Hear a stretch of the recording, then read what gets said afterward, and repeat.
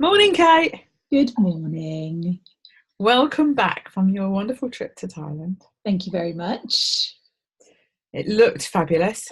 I have to say, I missed having you on the same timeline as me. Yeah, the time zones thing does make an interesting difference, actually. Yeah, it doesn't make it impossible, but it just makes you have to think about it a bit more. And just the environment looked amazing. Oh, yes, it's very lush out there.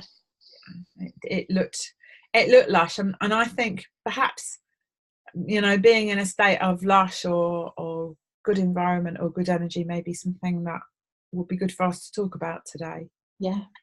I don't know about you, but there seems to be at the moment, and it's irritating me, and I'm not quite sure why, an influx, particularly on LinkedIn, of the 10 steps to kind of approach, a list of how to, or five set steps to success, or 10 steps to a better you, or 10 steps to avoid stress, and it's all just endlessly steps.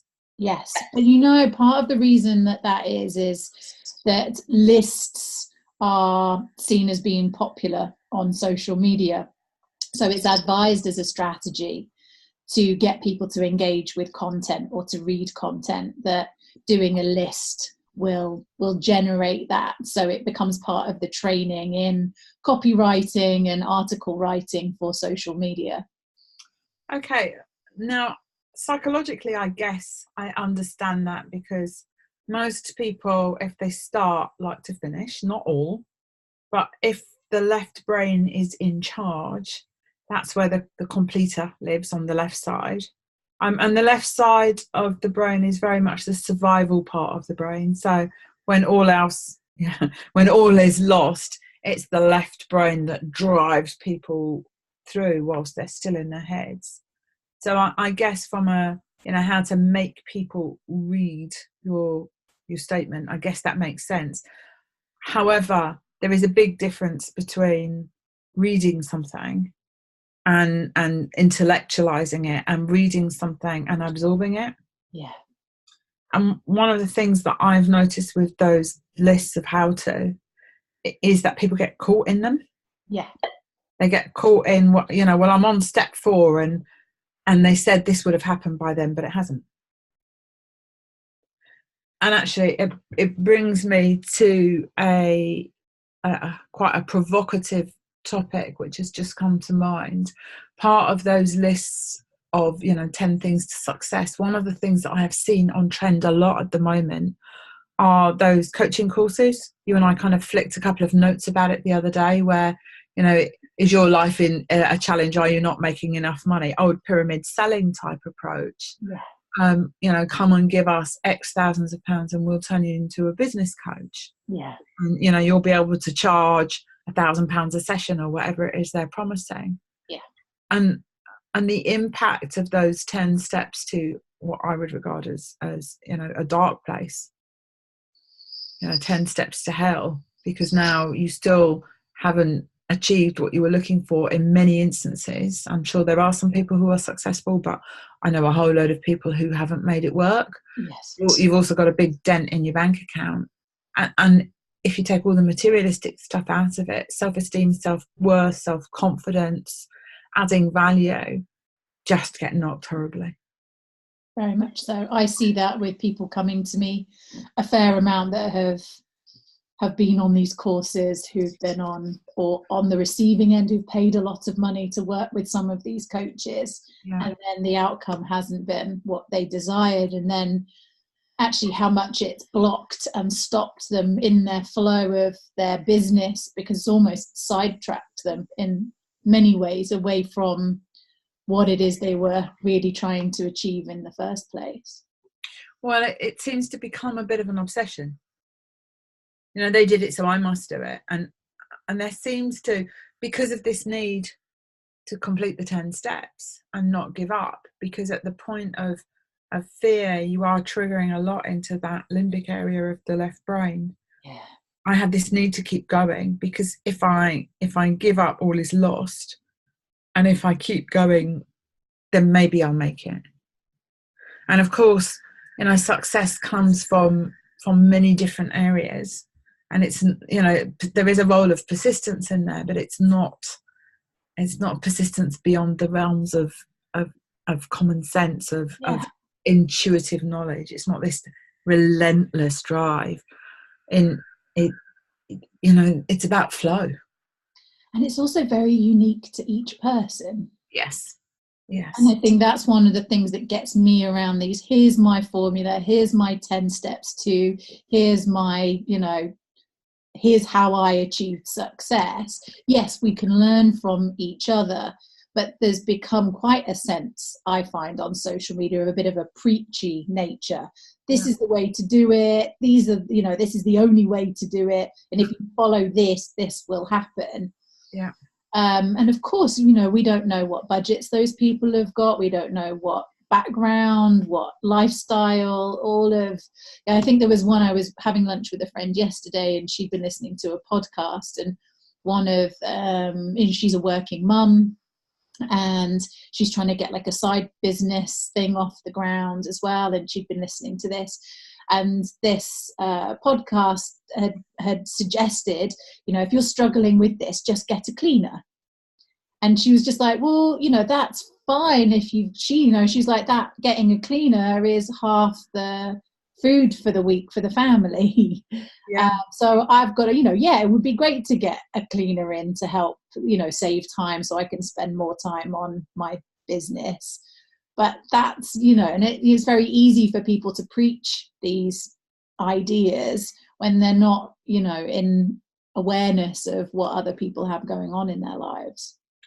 I think that's really true. And it almost feels like it's an attempt to maintain business as it is, to keep a status quo in the way of doing business. And yet I have this strong underlying sense that business is in the midst of change. So why would we want to replicate what's there now when we already know what's there now doesn't really work, is not sustainable? Now, what do I mean by that? There are companies making money out there. Sure, there are. We are seeing the highest levels of what is often pitched as mental health, which I think should be emotional health issues. We've got suicides on the increase. We have got more people being given antidepressants or drugs for anxiety. Sick time related to some kind of mental illness is on a massive increase. And where's the common denominator in that? Well, it's our today life.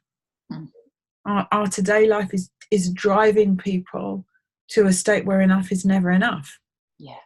And they are driven to buy things, and unfortunately social media really feeds into this. Massively. And platforms like Amazon, like I've noticed a big shift from coming back from Thailand to now being back in England, just how much more I buy since I've been back here than when I was over there, because very much there's a think it, buy it. And I remember like back when I was a kid, you wouldn't do, you weren't able to, but I was really reflecting on that the other day, just that fast pace, when we're in an era where we're looking at our consumption, and there's a big awareness around plastics and waste and everything now, just how fast paced all of this is now. And of course it can be overwhelming and create an anxiety on some level if we're having to feed that. Well, there's the feeding, there's the need to feed that, which of course takes money in order to feel like I fit in. If you take teenagers as a classic example, if I buy that top branded shirt, if I have those top branded trainers, I will be accepted. But of course you're accepted in the moment, and the acceptance isn't enduring. So it almost lurches from I need those really expensive trainers to now I need this really expensive top because otherwise I won't fit in. And then tomorrow I'm going to need this. And of course, none of it delivers that sense of belonging. Yeah. But, as human beings, there isn't very much that we really need. And all that we really do need from a non-food but non-essentials perspective are things like to belong, to have purpose, to be able to be adding value, and to be recognised. And none of that costs anything. You know, we could make a point of at least helping people with some of those elements continuously. You know, we could continuously help people find their purpose, or, you know, ensure people recognise their value by recognising them. Yeah. You know, a quick thank you, that was a really good job, or thank you, I really enjoyed that conversation, or thank you for being my friend, or, you know, that appreciation, gratefulness, all of that real human interaction stuff, I think is really missing. And yet when it's not there, we get drained. And it's as we start to get drained of energy that the stress steps in. And we just need to, it's so easy. It's so easy to be kind. It's so easy to notice somebody. And it all too often you just get a sense that people don't notice until it's too late and they're not there anymore. And yet that in the moment, it is so positive for both parties, because not only are you helping the person who you just, you know, you spoke to and delivered the bit of feedback to, but you walk away with a feel-good factor. Yeah. So it kind of bolsters you and them. A really random example of this is I was in America a few months ago, and one of my friends there, she made a point like speaking wise, but I noticed whenever we were out, she would take her cups and she would like put them back so that the staff didn't have to do it in wherever we were. And that's something I hadn't thought about before. It just wasn't in my consciousness for whatever reason. So when I was just like, what a lovely thing to do. And so I've started to do it. I actually started to notice it, like particularly while I was away, I would say in like a holiday destination, there's a real expectation that everything's done for you. So even if I was just by the pool and had had a drink, I would take my cup and I would take it back up to the bar area. And I noticed like their faces, they were just like, oh, wow, thank you. Yeah. And just that tiny little gesture, which took nothing on my part, and then it created more of a bond between us, because I was showing almost a kindness and a respect for them that I didn't expect them just to clear it up for me. And that human connection is really what it's all about, of course. Yeah, absolutely. And to get that human connection, we have to put some heart into it, which I don't find in any of those 10 steps. No. And the 10 steps, whilst I understand, you know, the thinking behind, I think, and the reason that they're trained, yeah. It brings me to another word, which is authenticity. Yes. When you're writing those 10 steps, who are you serving, really? Yes. Are you serving your likes, or are you in service of the person who's going to read them? But I really notice this when I am working with various different people, especially depending on what training they've had before they come to me. There's this very much this formulaic way of writing that's been on it quite often with a bit of an NLP edge to it. There's a lot of, you address the pain point, then you address this, then you do this, then you know, there is a list, and then there's a wrap up, and then there's a sell. And so, and it's just become very generic, but it's what people have been trained to think is the best way to do copywriting for online marketing. And yet, how many generic people do you know? Yeah, I know. This is what I'm trying to work with people, to really knock that out of them. But, you know, the sad thing is it gets the results, whereas sometimes the authentic, real voice stuff takes a little bit longer. It's it's not as quick a win, so to speak. And that in itself is really interesting, because it gets the results now, but it builds long-term relationships. So then we have to find another way. And so one approach gets replaced with another approach. First of all, it was memes, and then they came and went, and and it kind of evolves in this ever expanding. Must have it now, because if I don't have it now, then I'm not good enough, and it seems to drive this in the moment. It's disposable, and that's not what life's about at all. And you picked up on that, not good enough, just how much even a response on social media can drive that, and then make you want to do the thing that gets the perceived success. And what's really interesting, and it never ceases to amaze me, is that even though social media has its ways of tracking, there are always those people who slip through the net that you're unaware of, in the same way as if you'd have had a billboard hoarding in days of old. You wouldn't know who you interacted with. And quite often, so with our podcast, for example, quite often someone will say, oh, I listened to that. And you think, oh, did you? Well, I never knew. And maybe if we stopped being tied up with so much over in the moment recognition, and went for authentic relationship building, authentic connection, then actually we wouldn't have to worry about 10 steps, because the flow of business is such that when the system is in balance, then business just works. When we try and force a system to behave in a way that's not natural, I'm struggling for words here, but not in balance, well, then you might get some short-term results,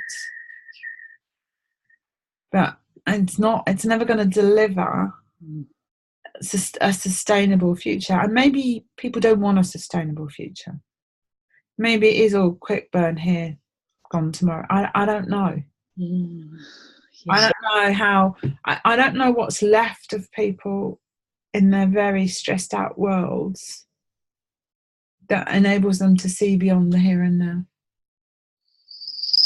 It feels like they just bounce from moment to moment in their low energy, high stress states, trying to achieve, trying to be, emphasis on that word, trying, that follows the 10 steps or the list or the how to or the process, and never quite getting there. So they have to bounce again and try again. And that's what makes it unsustainable. Now, I'm very lucky, because I'm a crazy scientist, pseudoscientist that I am, that you don't have to look too far, though, Kate, to find some answers. And I'm very lucky that I surround myself with people who send me snippets and bits that I run off and explore, that I will then feed back into the loop so that we can all grow and develop. But I also understand that letting go of some of the more materialistic, in the moment, got to have it now stuff is quite hard. Slowing down, people find very hard. If there is ever something I come across, it's that there is never enough time. So there's never enough time to complete step 10. There's never enough time to do the list properly. So even if we did have the same environment as the list producer and the same skill set and the same life, so that we could replicate exactly what they're suggesting, we don't have the time available to finish it anyway.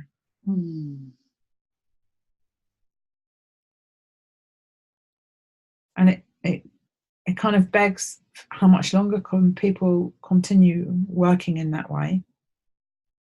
Because I don't as I said earlier, I don't think it's that much longer.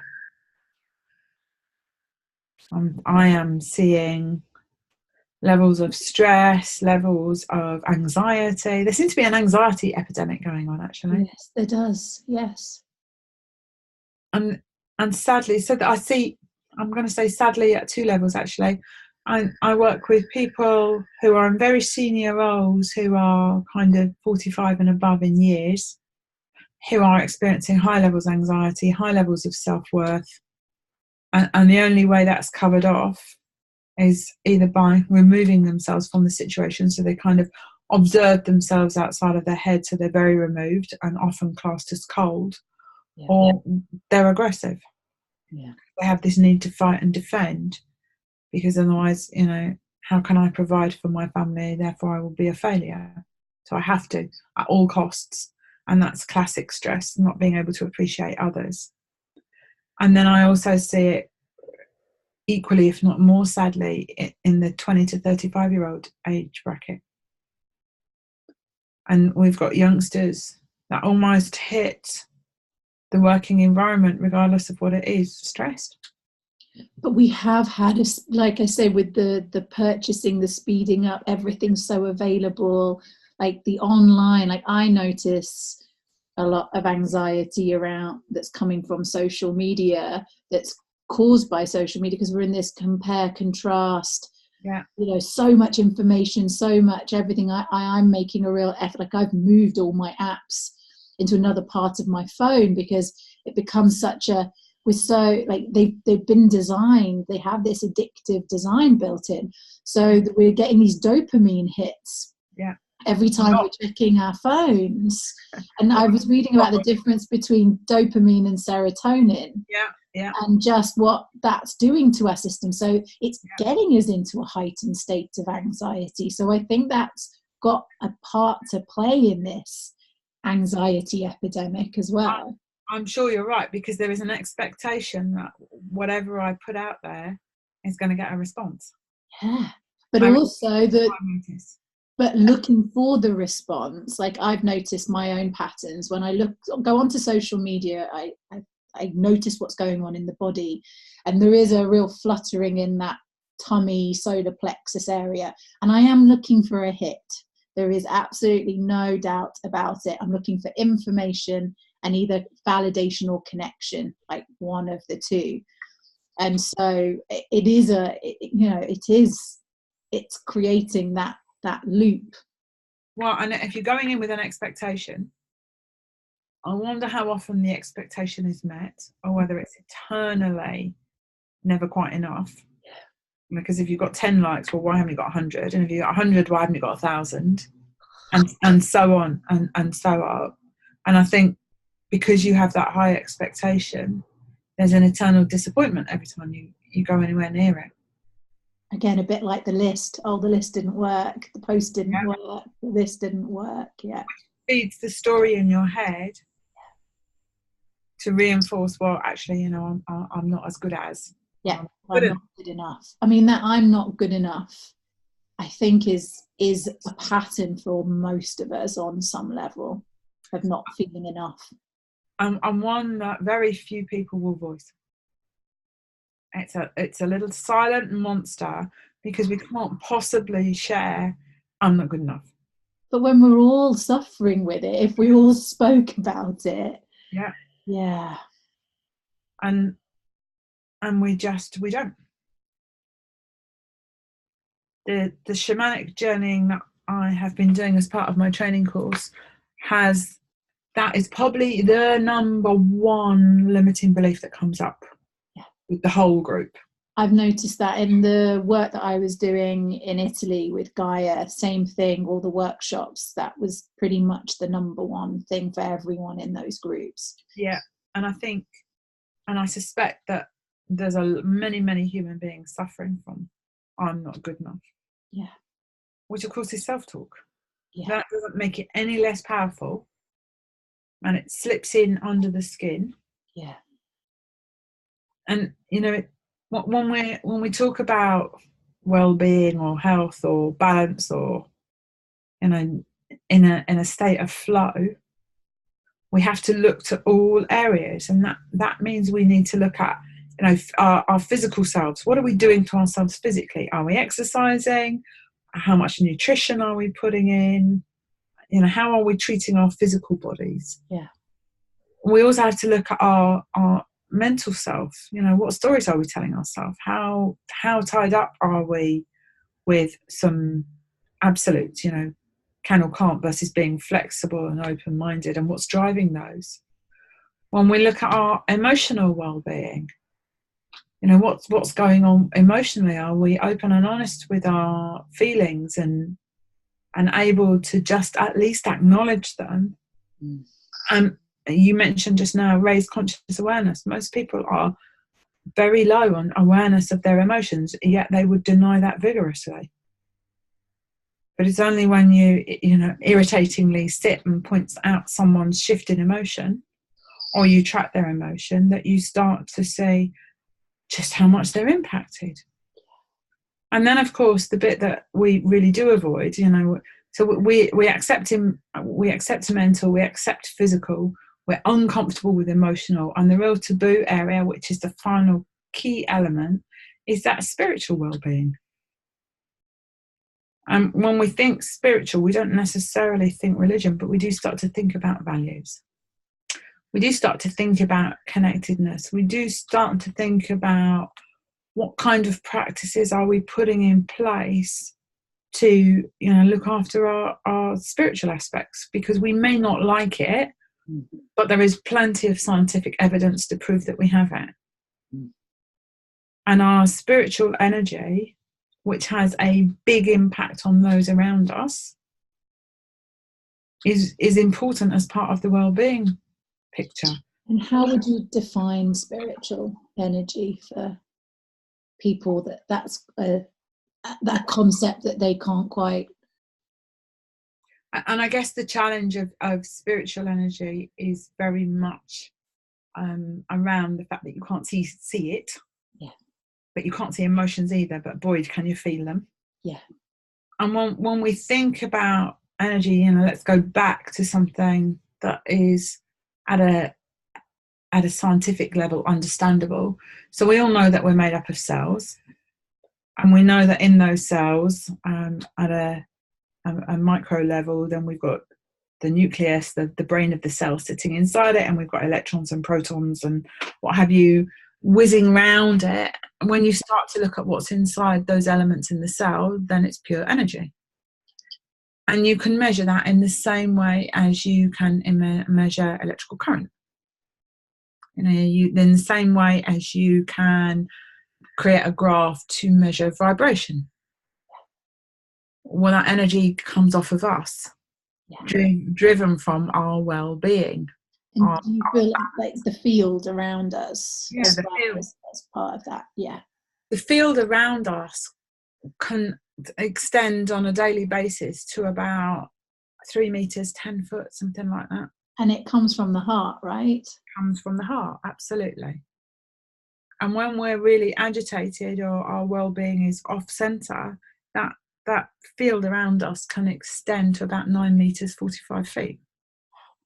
So if you've ever been in a situation where there's something negative happening, the wave of the spiritual feeling, the energy, runs much faster than the event that's unfolding. So if it impacts somebody in the front, you feel the wave knock back without them necessarily knowing why they feel like that. Yeah. They walk into almost like a spiritual storm. Yeah. Often it's referred to as a thought storm because there is not enough safety around the word spiritual, because people have got all sorts of things that they associate with the word spiritual. Yeah. Because it's intangible, and you know, it's a bit like we can deal with mental because everyone thinks mental brain, so therefore that's physical, and we can deal with physical body because we can touch and feel it. Yeah. Emotions is something that's still not really acceptable. You know, for men have to be real men, so therefore they can't be emotional, and women are far too emotional, so they shouldn't be emotional. So crazy though, right? because it's If that's the case, when we all have emotions, and they're all valid and valuable, and we have so much to learn from them. Yeah. And they run us. Yeah. When we're not in a state of coherence, when we don't have the balance going on between the four elements of, you know, mind, body, spirit, emotion, then it's the emotions that run the show. We may not like that, but that's the truth of the matter. They run the show, because when the emotions take over, they drive the hormones, they drive the endocrine system, which then, you know, fires up all the nervous system. So the autonomic system is often running when we're not even aware. And if it's something we do every day, then we slip into it. And conscious awareness is only going to come by taking time. There is no 10 steps to conscious awareness. There is nothing to be done other than to slow down and start to be disciplined about it. And that means, you know, maybe putting in some time for exercise, not just, you know, once a month, but really focusing on something that gives you, why not make it be something that you really enjoy? Yeah. Find the exercise that physically feeds you, that you enjoy. You know, find and that can be walking and dancing. And this longevity book that I'm reading, he recommends like an hour a day of a walk, and then exercise like swimming or dancing or whatever it might be, like 3 times a week, but really making that part of your and then it's like an hour a day a walk. Actually, that's joyful. Like I can think and plan and come up with ideas in that walk and give myself that time. And of course, if you're out with nature, the energy replenishment is enormous. And again, this is all scientifically proven. We're not out there pushing ages. This is I know. Yes. And mentally learning something, or having a stimulating conversation with somebody, you know, verbal conversation, not email conversation. And learning something could be anything from learning something that you're really interested in, to learning a new language, to anything, all of which will get the brain fired up and help flexibility and create an open mind, be less judgmental, which builds in more space. You know, and becoming more aware of your emotions and focusing on things that are positive rather than negative. The story in your head comes from you. And there is a space, there is a moment when you choose your story, if you are consciously aware. But also when emotions come, allowing them rather than suppressing them, because they pass. They love the phrase, this too shall pass. So if something's making you emotional, whatever it might be, angry, sad, happy, welcoming it, letting it have its moment and move through you. And then you can go back to your equilibrium. And spiritually is about spending time on you. The easy thing spiritually to do is to go and be mindful or do a bit of meditation. Doesn't require anything other than time and space. Deep breathing. You don't need to go and buy anything.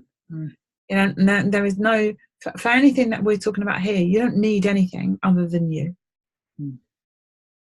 You know, walking is for free, learning is for free.